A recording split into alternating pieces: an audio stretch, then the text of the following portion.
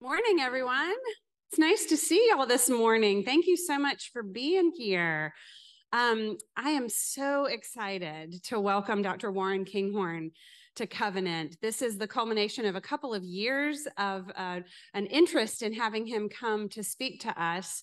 Serenity and Laura and I had the opportunity to hear him speak in 2021 at a conference called Mental Health and the Modern Church that we attended at a church in South Carolina. And I shared this earlier. When he finished speaking, we turned to each other and all three of us said immediately, we need to get him to Covenant. And he was so gracious that day to say that he would love to come. And it all worked out to bring him here today. And so I am delighted that he is here. Dr. Kinghorn serves, he is a psychiatrist and a theological ethicist, and he serves Duke University, the medical school and the divinity school. And he also works at the VA in Durham. And he'll share some more about the intersection of his work, but it is a fascinating intersection, a really important one. And he has some really important things to share with us. He's going to speak, and then there will be opportunity for questions when he finishes. So please join me in welcoming Dr. Warren Kinghorn. Right. Thank you all for being here this morning and for welcoming me from Duke and from Durham. I really appreciate that. I stayed up late last night watching the football game, and I'm still a little sad this morning, so you'll have to kind of bear with me in all of that.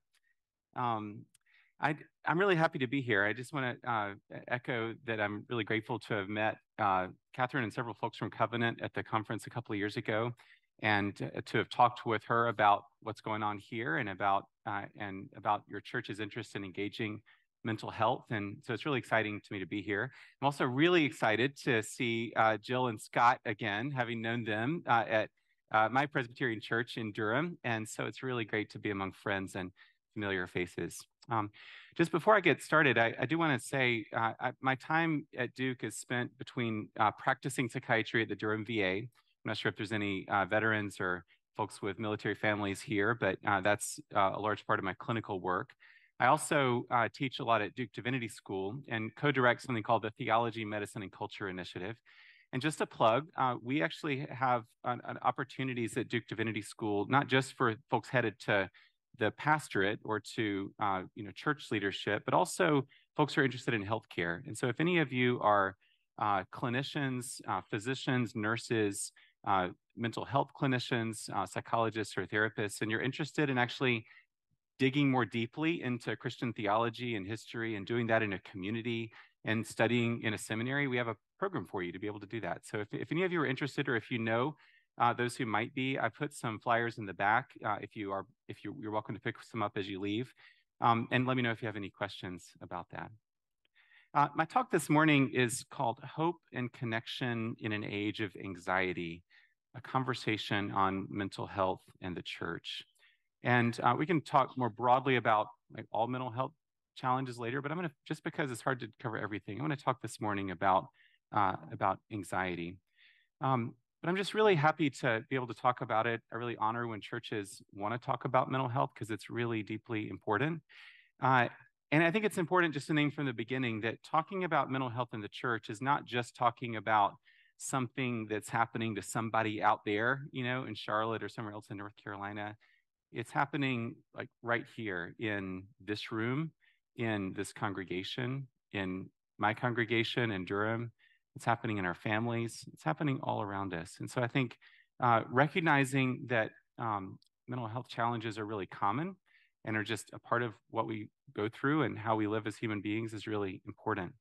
Matter of fact, I want to do a little exercise. I haven't done this before with a group, so we'll see if it works with a group of this size. I'll let you know.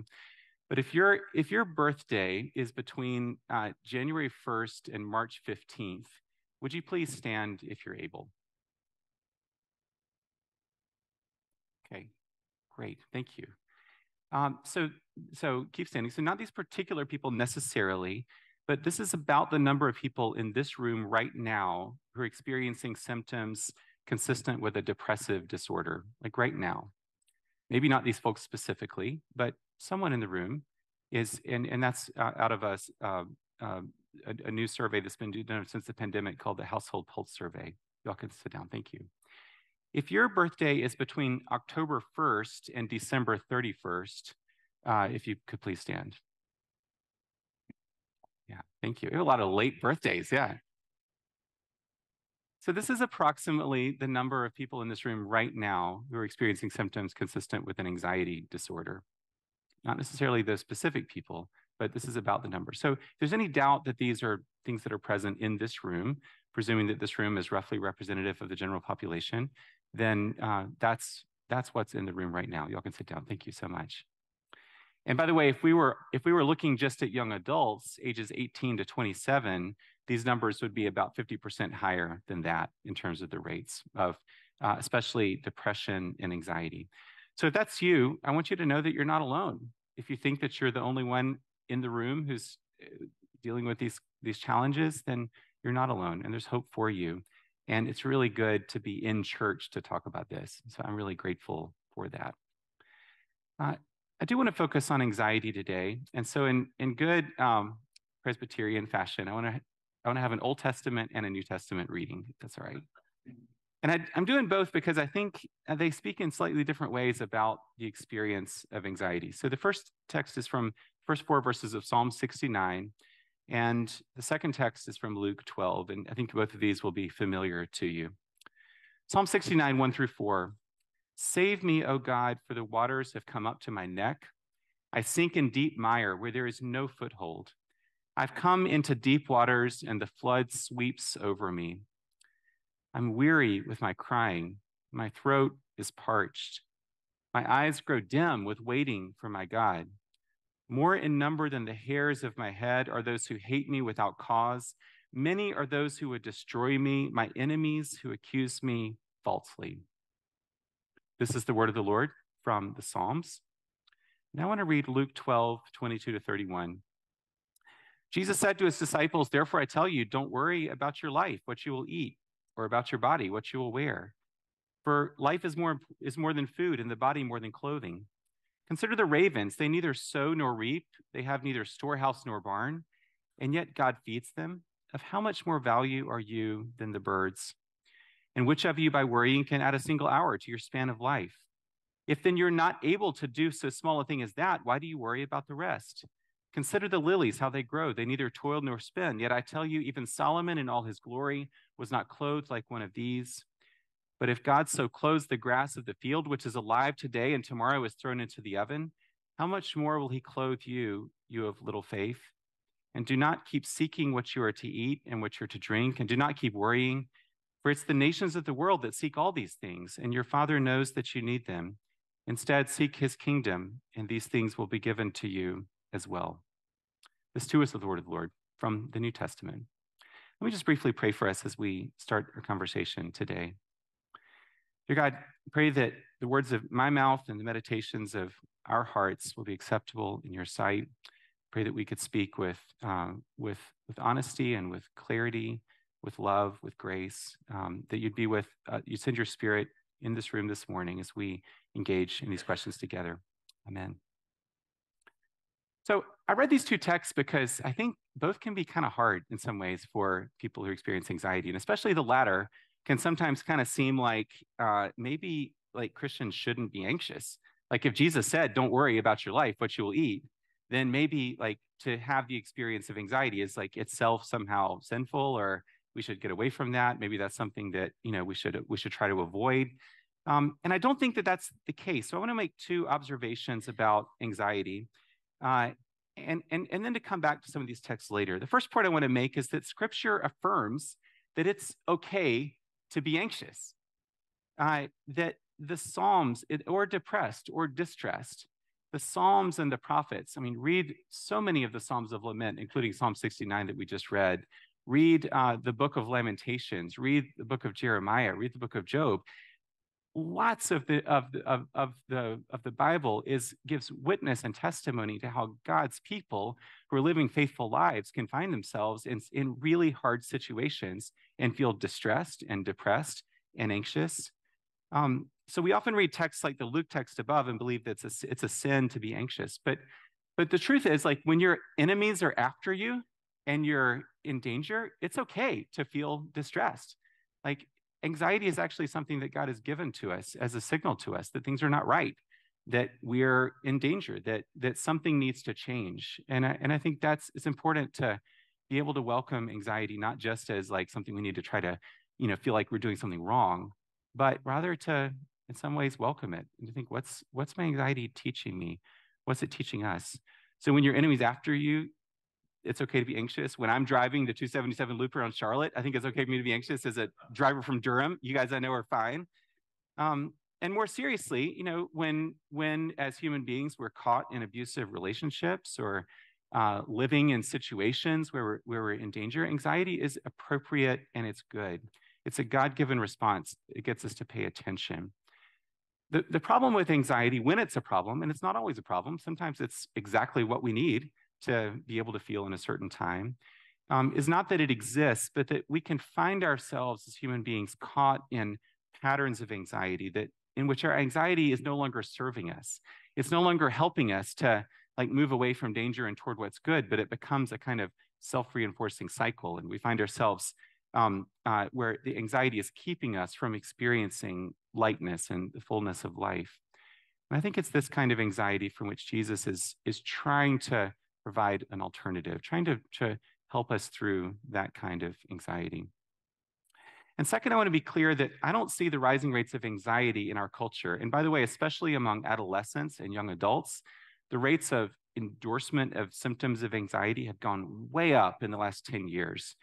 Even before the pandemic, they were going up. And so those of you who are younger adults, or those of you who have younger adults in your family, you probably are feeling this and adolescents as well. We live in a culture where there's just a lot of anxiety all around us. But I don't think this is a problem of individuals, as if some individuals are just more susceptible than others. I think it's a problem of our culture. It has to do with ways that we live together. It has to do with messages that our culture sends to us. I think we live in a culture of disconnection. There's a book that's not written by, the author is not a Christian, it's not a theological book, it's not even a book I would endorse in every single way, but I love the story that he tells. The author, Johann Hari, who some of you may know, he's got several really interesting books, but one of his books is called Lost Connections. Hari is a British journalist, and he writes in this book about having, as a young man, experienced depression and anxiety. And he talks about going to the National Health Service in England and getting treated with a lot of antidepressant and anti-anxiety medications and occasionally having some talk therapy. And he said, the medications, they were good, but they never really kind of got to the core of what seemed was the problem. They would help for a while, but they never really solved things. And he said, I came to the realization that what if the rising rates of anxiety and depression in our culture is not because the human genotype has changed or because there's been this epidemic of this illness, but rather that we live in a culture that no longer meets our basic psychological needs. What if we live in a culture where we find ourselves increasingly disconnected? And he has a book where he talks in different chapters about the kinds of disconnection that we experience as human beings in our culture. One is disconnection from meaningful work. Another is disconnection from other people. Another is disconnection from meaningful values, by which he really means we find ourselves bound in consumer values, that we're supposed to have things and have status and buy things and think that that'll help, but it often doesn't. Disconnection from childhood trauma. Disconnection from status and respect, meaning from being valued in your community. That's what he's really meaning here. Disconnection from the natural world and disconnection from a hopeful or secure future. And Hari argues in conversation with people who've done research on these things that all of these forms of disconnection increase the rates of depression and anxiety. So maybe if we want to ask why the rates of anxiety are rising, we shouldn't look just at individuals or somehow blame ourselves, but we should wonder what's happening in the way that we live together. And this is where I think talking about this in the church is really important, because churches can be contributors to these forms of disconnection, or they can help to heal these forms of disconnection. And that's what I think we want to talk about this morning. So before we get to maybe some things that we can do to live with our anxiety, I want to go into just a little bit more detail about what kind of flavors does anxiety take?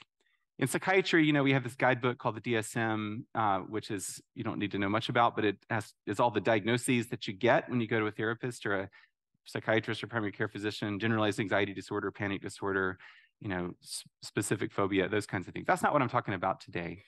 I want to talk more about 3 ways that I see anxiety showing up in myself, frankly, and also in the patients whom I work with at the VA, and also maybe especially in the students with whom I work at Duke.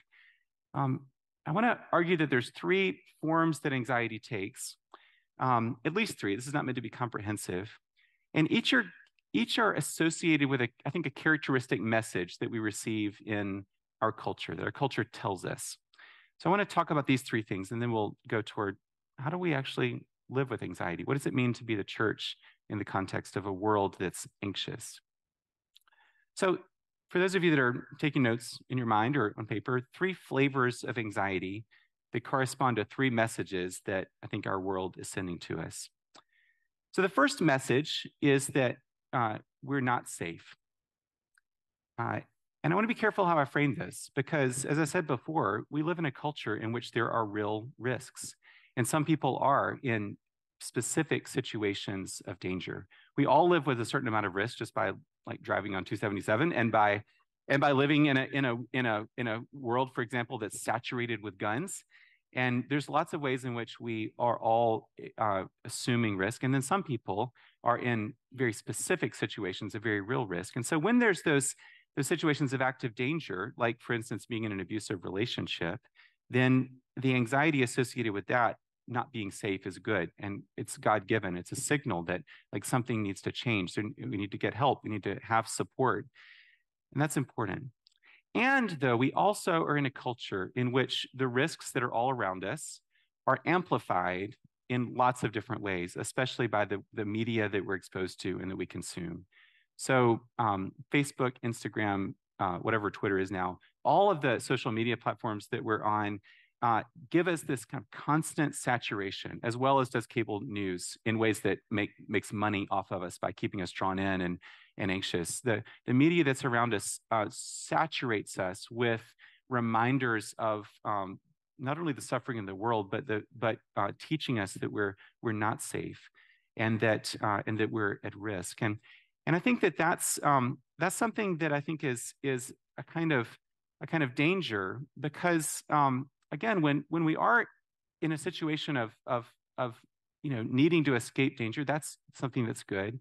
But when we're in a situation where we feel all the time like we're in a culture where we're always at risk and we're always not safe, then our lives can begin to take a certain kind of form, which is that if we're always at risk, then the thing we need to do is to seek to protect ourselves, and especially to protect our loved ones from risk, from harm. And again, this can be good, but it can begin to kind of get out of, it can no longer be healthy after a while. I work a lot with veterans at the VA who have been, especially at particular times in their lives, combat veterans, in situations not only real risk, but where their lives were absolutely threatened in certain cases.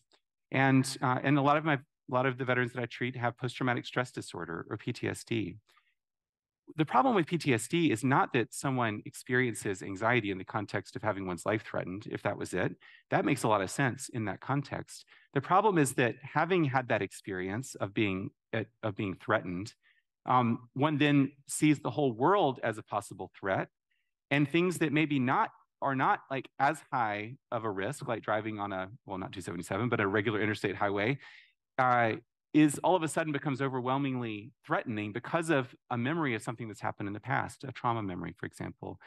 So one way to understand post-traumatic stress disorder, like what it actually is it's behaviors that having found the world uncontrollable at a certain time and deeply dangerous and threatening, and I say this with great awareness that many of you in the room have PTSD, having found the world at a certain time uncontrollable and threatening, we continue to then try to find ways to control our surroundings, to keep ourselves from situations of harm or threat.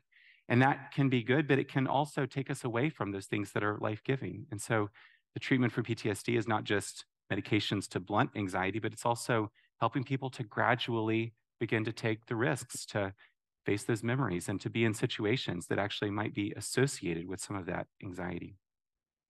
So that's one flavor of anxiety, the flavor that's associated with the cultural message that you are not safe, you're going to be harmed. Another kind of anxiety that's maybe a little bit more subtle is associated with the message that we are not enough. That especially we're not enough to be acceptable by the community that we really want to be a part of. And that if others only found out that we're not enough, as we are not enough, so we believe that we would be ostracized. And so the anxiety comes from a fear that we'll be in some way cast out from a community that we really want to be a part of. Young adults, I think, are especially vulnerable to this because young adults really and adolescents need to belong. But that's the case with all of us, even those of us who are a little bit older than young adults at this point, that we need to feel like we belong to a community. And when we feel like we're not enough for that community, then that leads to certain things. Now, what I'm talking about here, you may recognize this from the work of Brene Brown or from my friend, the psychiatrist Kurt Thompson, who writes about this, is shame. Shame is maybe not always associated with anxiety, but I see shame as a major driver of anxiety. Shame, like fear of danger, is, I think, a God-given emotion. It's something that we need at certain kinds of times, but it can become toxic and can take on a power of its own. I think that Brene Brown, for example, is right, that shame is associated with the belief that I am not blank enough, where that blank is whatever I feel like I need to be able to be accepted and included in my community. So I don't know what it's like here in Charlotte or at Covenant. I can guess about some of that. But at Duke, for example, among my students and as a faculty member, it might be I'm not smart enough, or I'm not well-read enough, or I'm not nimble enough on my feet, or I'm not good looking enough, or I'm not athletic enough, or theologically, I'm not orthodox enough, or I'm not progressive enough. There's lots of different ways in which so that the blank could be almost anything that we feel like we need to be, that we ourselves don't believe that we quite match up to. And so when the second part of that is not just that I am not enough, but when other people actually realize the truth about that I'm actually not that smart, or I'm not that well read, or I'm not that good looking, whatever, then I'll be cast out. I'll be ostracized from a community that I really want to be a part of. And this is an experience that I think all of us at certain points in our lives, maybe even right now, can relate to. And I know that a lot of my students and patients can relate to it in deep, visceral ways. And again, shame can be good, but there's lots of ways in which we respond to shame that may actually not be that healthy. We respond to shame by withdrawing, by cutting ourselves off from relationship. Because if I just withdraw, then other people may just not have to think about me too much. College students navigate shame by blunting their emotions, through alcohol or sex or lots of other things that I think is not just a matter of college students.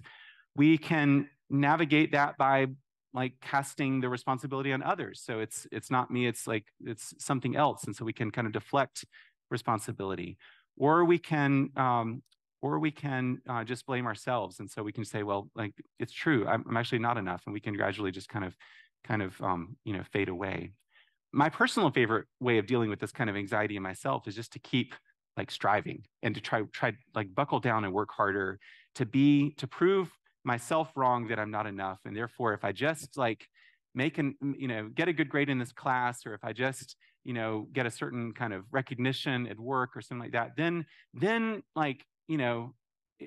that'll somehow prove things. But of course, that doesn't actually solve things in the long run. And I think as a Christian, I've had to struggle with this over the course of my life, because when I was younger, especially, I kind of lived with a pretty toxic kind of theology that in some cases said God has a plan for your life. I don't know if any of you got this when you were younger, and you need to discern God's will for your life and discern God's plan. And if you choose God's will for your life, you're going to be rewarded. And if you don't choose God's will for your life, then I'm not sure what'll happen, but it won't go as well for you. I lived in this kind of fear that I was not actually doing what I needed to do. And that really paralyzed me with a lot of anxiety for a long time, that I wasn't doing the right things, that I was somehow going to be off the track. And I think as I've gotten older, I've kind of recognized that there's a breadth and a grace to God's mercy and will that has helped to rescue me from that. But I think the church can absolutely reinforce the kind of anxiety that comes from shame. The third kind of message that I think we can get from our culture is that we will not have what we need in the future, or our loved ones will not have what they need in the future. And this, I think, is anxiety related to the fear of deprivation. So if you've been tracking, the first is anxiety related to the fear of danger or harm. Second is anxiety of ostracism because we're not enough. The third is anxiety that, like, at some point in the future, we're not going to have what we need, or our loved ones are not going to have what they need. And again, this is real. This is not just an individual thing. We live in a culture that uses inequality and scarcity as drivers of motivation. That's what it means in some way to live in this like free market capitalist neoliberal culture that we exist in. Like inequality is built into the structure of our lives. So we're kind of motivated to always try to work a little bit extra hard because of the real possibility that if we were to have a sudden medical setback or sudden financial setback, that we may not have what we need. And so there's a kind of logic to that. And I think it is prudent, I think, to have insurance policies and to build a retirement account, to build wealth. These are not necessarily bad things to do. This is healthy to a point. But at some point, the fear of not having enough in the future can lead us to begin to be so focused on like insulating ourselves against future risk that becomes the focus of our lives. I read that text from Luke 12 before, don't be anxious about your life, what you will, about your body, what you will wear, or what you will eat. Right before that, if you look just before that in Luke 12, there's another parable that some of you you'll recognize, but I just recently noticed that this parable comes right before what Jesus says about anxiety. This is earlier in Luke 12. Jesus told them a parable. The land of a rich man produced abundantly. And this rich man thought to himself, what should I do? For I have no place to store my crops. Then he said, I will do this. I'll pull down my barns and build larger ones. There I will store all my grain and my goods. And I'll say to my soul, soul, you have ample goods laid up for many years. Relax, eat, drink, and be merry. Someone recently commented to me, this is the only clear example of retirement in Scripture. Relax, eat, drink, and be merry. But God said to him, you fool, this very night your life is being demanded of you, and the things that you have prepared, whose will they be? This is a complex parable in part because in our time, people will be like, well, they're my kids. I'm passing on this stuff to my kids. That's why I'm accumulating them.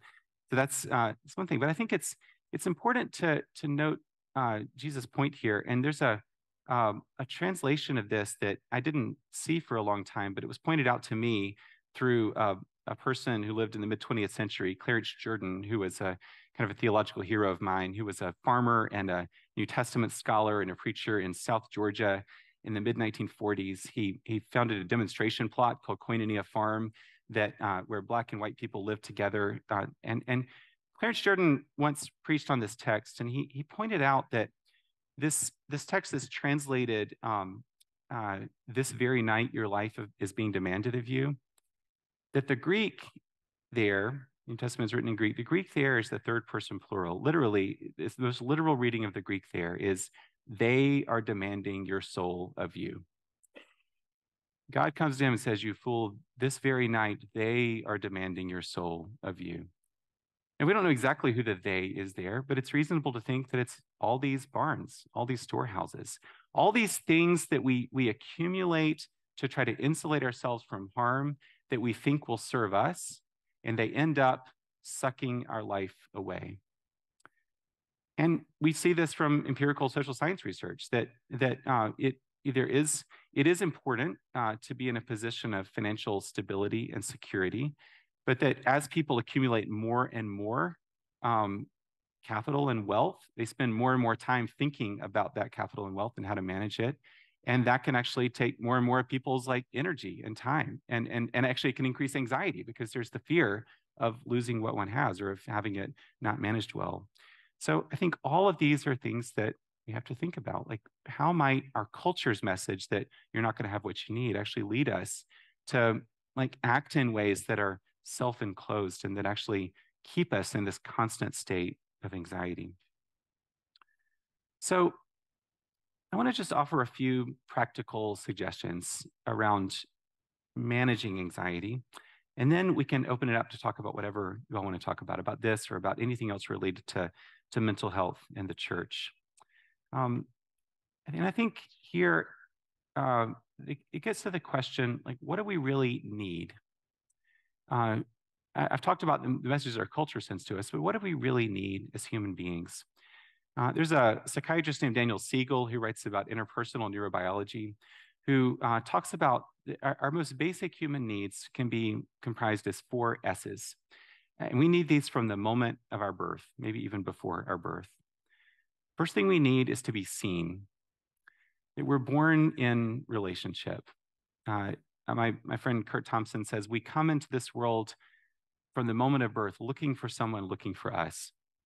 There's this deep need to be connected and to be seen by others, initially by our mothers and our fathers, and then by our communities. And even now, we have this deep need to be seen. The next thing that we need is to be soothed, that when we are in a position of distress, we need someone to be there for us, to soothe us, to remind us that things are going to be okay, to protect us when that's necessary. And that gets to the third thing, is the third S is that we need to be safe. We need to be seen, we need to be soothed, we need to be safe. We need to have a position, a place of safety that enables us to learn what it means to take risks. And then finding ourselves in a place where we are seen and soothed and safe, we develop a sense of security. We are secure in a way that not only allows us to be able to manage the anxiety of living in this world, but also to take risks, to go out. So, children like who have secure attachments with a caregiver then find themselves able to go and take risks in the world, to go and explore the world around them, because they know that when they need somebody to be there for them, their parent or caregiver will be there. So these are things that humans need. So how does the gospel speak to that? I would just say a couple of things. One is that the deepest truth of who we are is not that we are like, these like masses of carbon and oxygen, nitrogen that are just kind of randomly cast out in the universe to make our own meaning. But the deepest truth of who we are is that God knows us and loves us from the moment of our creation. Psalm 139, Lord, you've searched me and known me. You know when I sit down and when I rise up. You perceive my thoughts from afar. You search out my path and my lying down and are acquainted with all of my ways. This is the truth of who we are, that the deepest truth of who we are is that we're known and loved by God, that we're seen by God, that God wants to hold us and to comfort us. And so we're never alone in this world. And God says to us, not only that we are, but that we're good. The Genesis creation account, that God saw all that God had made, and behold, it was very good. There's a Catholic philosopher, Josef Pieper, who meditates on that verse, and he says, God's saying to us in that case, it's good that you exist. It's good that you're in this world. It's good that you exist. So God loves us. God knows us. God considers us good. God knows that we live as bodies. And so we live as bodies that get tired, that get anxious, and that's also part of God's good creation. And so we're not alone in this world. We're here, loved by God. And also, we're called into relationship, not just with God, but with each other in the church. So I talked earlier about Johann Hari's book, Lost Connections, about these different kinds of disconnection. You might remember I said disconnection from meaningful work, disconnection from other people, disconnection from meaningful values, from childhood trauma, from status and respect, from the natural world, from a hopeful or secure future. And I just wonder, like, what would it be like if the church were a place where those kinds of reconnections could be made? Where the people who feel disconnected in our broader culture can come into the church and can say, I'm being called into a place of service here. I'm known, I'm seen, I'm soothed when that's when that's to the extent that that's possible. I'm safe here. What is that? How might the church be a place where that can happen? And a place that allows us to confront the risk of harm by being a place of safety and security from which it's possible to take risks. And a community that confronts shame by making it possible for people to tell the truth about ourselves and not to meet with judgment or ostracism, but to meet with curiosity and acceptance and love. To be a community that confronts the fear of deprivation by actually practicing generosity to those who are in need, like to model for each other. What does it mean to like live into the vulnerability that we have as creatures, but to know that we're not alone in this? So let me just finish, and we have, about 15 minutes for questions. I want to just give a few practical suggestions if you yourself are someone who struggles with anxiety, or if you're love and care for those who do, which is probably almost all of us. I think there's one thing that I would say is really important from the scriptures that we read this morning, and then a few just practical things. One is that, we see over and over again, not just in Jesus' statement to the disciples, but in various things that God says to Israel and throughout the New Testament, we see this command to not be afraid. And I think we tend to kind of take this as a point of judgment, that if I'm anxious, I'm sinning, or if I'm anxious, that I'm doing something wrong. But I think it's more of an invitation. And I think about Mark 6. There's a storm at sea. The disciples are terrified. They see Jesus walking on the waves and are terrified, and they think he's a ghost. And they think they're going to die. They have a real fear of danger there. And Jesus says, "Don't be afraid." In that case, you're like, why would he say that? They're about to die. And he says, "Don't be afraid, I am. Don't be afraid, I am." And I think that's not a judgment, but it's an invitation, where Jesus is saying to the disciples right there, even when you think you're about to die, give me an opportunity to hold you in this moment. I think that in the midst of our anxiety, whatever kind of anxiety it is, I think, what does it mean to give God an opportunity to hold us in that moment? And that's hard to do, but I think it's something that we can help to discern together, in community together. So a few things just practically for living with anxiety. The first thing I would say is don't journey alone. Get the help and counsel of others. That would include people that you know here at Covenant, but that would definitely also include seeing a therapist or talking to a clinician about if you're dealing with anxiety. And there's really helpful treatments. Medications can be helpful, but also cognitive behavior therapy can be really helpful, as well as other forms of talk therapy. And so there's help for you if you live with anxiety. You don't have to stay in that place. And of course, if you're in a situation right now that you're unsafe, get the help that you need to establish safety. That's absolutely critical. The second would be to not to like censor yourself for feeling anxious, as if it was like a sin to feel anxious, but carry your anxiety to God, as the psalmist did in Psalm 69. God, the waters are coming up to my neck, and carrying that to God. It's when we carry our anxiety to God that we have a chance for God to hold us in that moment. Probably my favorite psalm in this vein is Psalm 13. "How long, O Lord, will you forget me forever? How long will you hide your face from me? How long must I wrestle with my thoughts and every day have sorrow in my heart?" I mean, how many of my patients, and even myself at times, could say that? It's a very open, honest kind of complaint, but it's being brought directly to God, and it's in Scripture, and we can do that. The third thing I would say is to inhabit the day. And this, I think, is important for us. Like, I've been feeling pretty stretched recently, and I've been running around, and I was at a different conference this weekend. I've been kind of like, struggling with like living in time. And when I feel like I have too much to do to do well what I'm doing, then I get anxious. And I think we find ourselves distended so often in our world and our culture. But that's because we live in clock time. The clock is a kind of recent invention. I read a review a couple years ago about the history of the clock that talks about the clock as an instrument of moral control. it used to be that the clock didn't exist, and so people just like time was a looser thing. It had to do with the movement of the sun and of the moon. Different communities and places would mark time in different ways. It had more to do with the local natural rhythms that we live. But now we have our phones, and I have my watch that I'm looking at. We have clock time that keeps us moving. But I think that it's that if you look at Genesis, God didn't create time abstractly. God created the day, the evening and the morning. It's the day that we're given. It's the day that's the place of wholeness. It's this day. So what does it mean for us to inhabit the day well?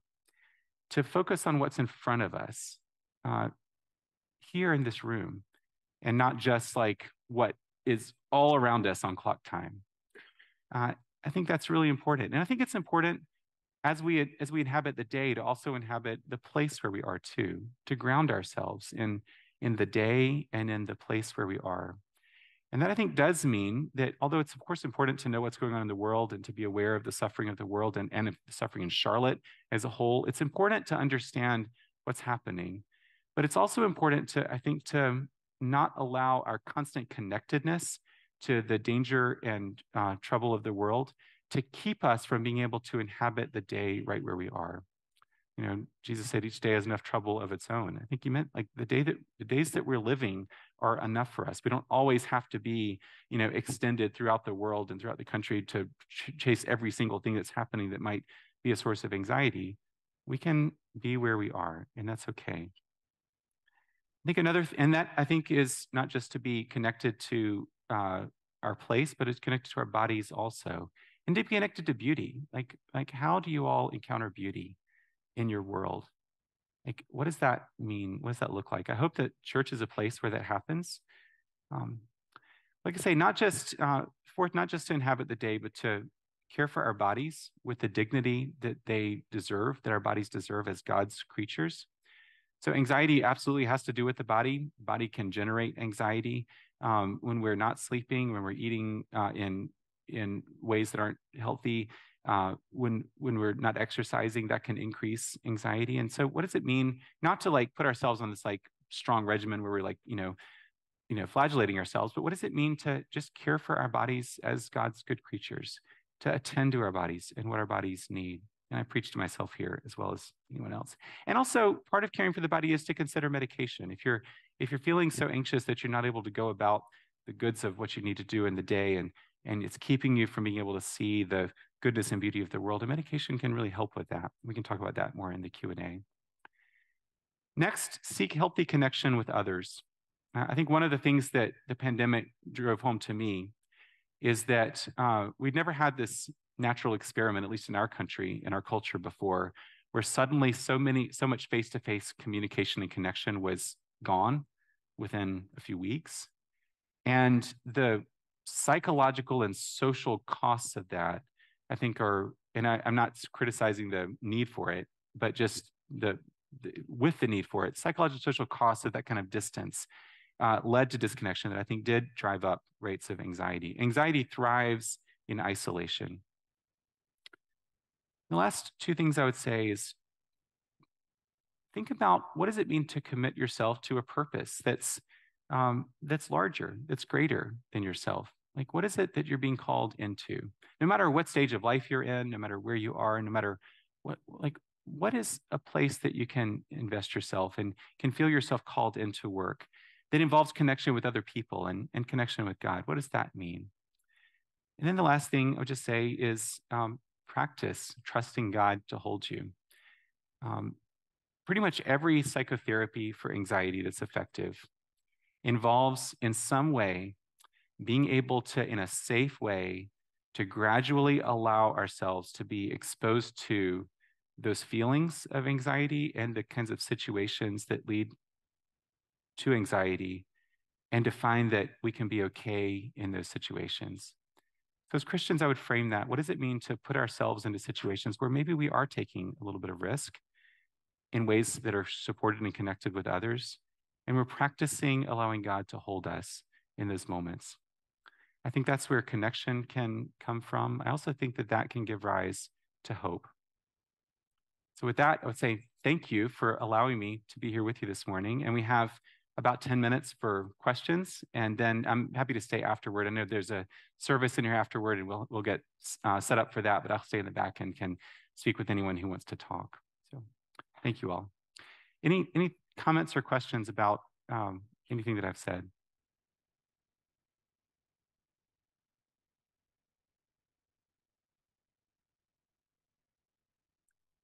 Thank you for your comments. I think shame sometimes is a good thing. And I wondered if you think there's any change in basic moral code in society. Well, I think that, thanks for that question. I do think that shame can be a good thing. I think that it's something that we do need to be aware of how we do need to be aware of what the communities that we're a part of need. And I think if we're doing things that are, that are threatening the integrity of a particular community, then and doing harm to other people or to ourselves, then shame can be a good thing. So, so if I'm, if I'm standing in front of my classroom at Duke with a bunch of students in front of me, and I just start to say things that are completely unrelated to anything else that's going on, and I might feel a little bit of shame for that because, like, I'm not giving my students what they need in that moment. And I think shame can be a good thing. But I think that the kind of the problem with shame is, one way to talk about why shame can be a problem specifically is that psychologists often differentiate between shame and guilt, whereas guilt has to do with like, I've done something and that thing is wrong because it hurt someone else or because it interrupted a relationship. So if I have a student or a colleague and I offend them, I might feel guilty for having said something that offended them, and that would be, and guilt is actually, as painful as it can be, is actually as the way it's described, actually a positive thing, because it's focused on a particular act or a particular activity, a particular action. And it leads us then to go to the person and to say, hopefully, and to say, I'm really sorry. I apologize for having offended you. How can we be reconciled? And so it can lead to restoration and reconciliation. And as we all know, like, any relationship is strong, not because it's never challenged, but because we know how to repair when those things happen. And so guilt can be a good thing in that sense because it's focused on actions. Shame is different. The problem with shame is that the problem is not what I've done. The problem is with who I am. And so, so shame says, like, it's not that what I've done is the problem, it's who I am is the problem. And if the problem is me, then I can't just come to you and say, I'm really sorry for what I've done, because the problem is me. And so I'm left with having to either withdraw or having to just pretend it's not the case, or having to, to try to cover over. So that's why shame in particular can be so toxic. I do think, moral expectations have changed, but I don't think the fundamental way that shame eats into our lives and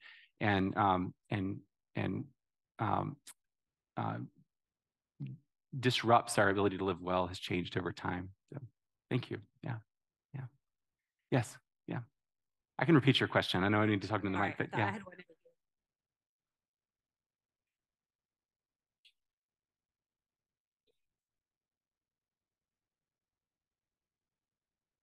Yeah, so I have a middle and high schooler as well. So so I should say I don't know, because I'm currently in the middle of it, and I'm extremely reluctant to give any advice about that. But well, I would say one is that I think Daniel Siegel's 4 S's are right.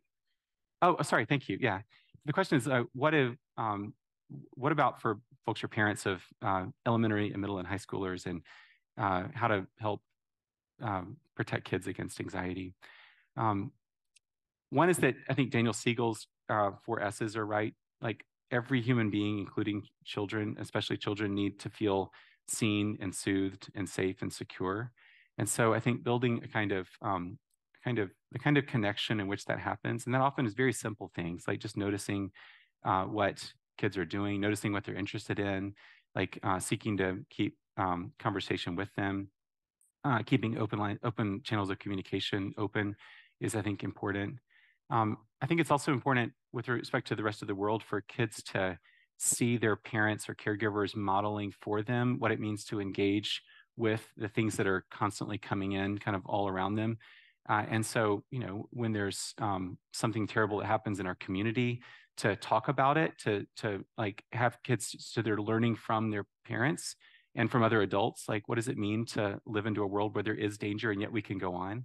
And so I think that that modeling is important. And I also think that the rates of depression and anxiety among adolescents have been rising steadily since 2012, approximately.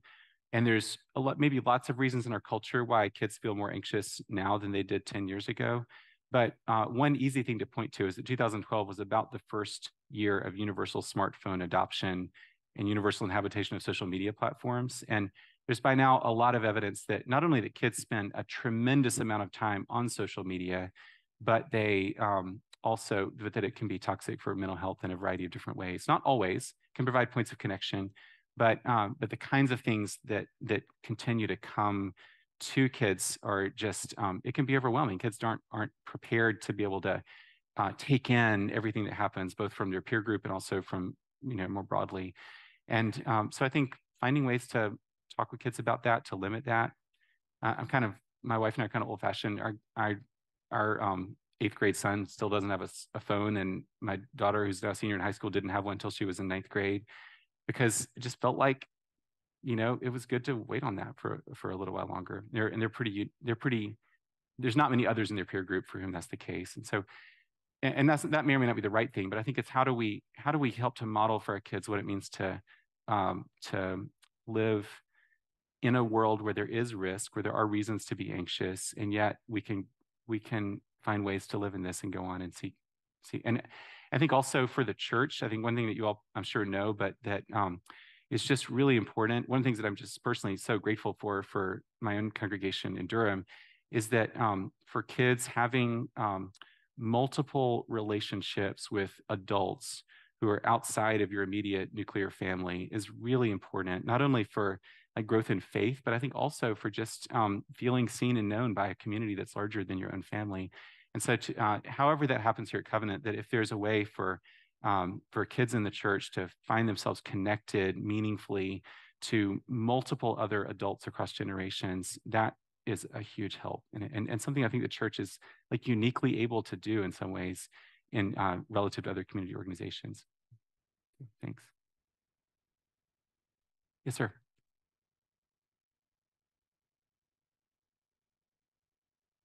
Poor judge of age, so I have no idea how old you are. But I'm almost 90 years old, and I grew up on the end of the Great Depression and lived through World War II, Adolf Hitler and Hirohito. And COVID to me was just a breeze compared to those things. So I have a hard time understanding what you're talking about, the mentality of the COVID situation. And I've talked to other people about my age, and they seem to agree that tougher times were previously than what we've just been through, so forth. And I want to tell you, as a footnote, I grew up about 15 miles from Durham, and I'm not one of those Duke haters. I'm a UNC supporter, and I pulled for you. I pulled for your team last night. I know. Well, at least there was 2 of us in the room that did so. So thank you. Yeah. Well, I appreciate that, and I think every generation has its own challenges, and I appreciate your sharing. Like, you're right. I mean, as a young man, you lived through really significant points in world history, and I think age. I'm not quite as old as you are, but age for all of us gives a little bit of sense of perspective, and I think that helps us. It buffers us a little bit to help us to see what comes. I think for young people, my daughter was in 9th grade and my son was in 5th grade when the pandemic hit and they had to go to remote learning. For them, they haven't lived through those times, and so this is a significant moment in their lives. And I think also, the COVID pandemic didn't hit all communities in the same way, and so even here in Charlotte, in North Carolina, there was much higher rates of death and prolonged illness among the Black community in Charlotte than in the community in Charlotte, and that often tracked with socioeconomic markers as well. And so I think it's just, I don't know, I kind of feel like different challenges come to different people in different communities in different ways, and we kind of have to just kind of live into that and recognize it and have some, you know, and try to just meet people where they are. That's kind of, as a psychiatrist, that's what I try to do. So, and I appreciate your pulling for Duke last night. They needed it. So yeah, so thanks. Yeah. Warren, thank you so much for being here. You've given us so much to think about, and also reaffirmed a lot of what we know in this community at Covenant. A lot of the things you talked about are happening here, and we can certainly be doing more of that, but we are so grateful to you for sharing your time with us. Will you join me in thanking Warren for being here? Yeah.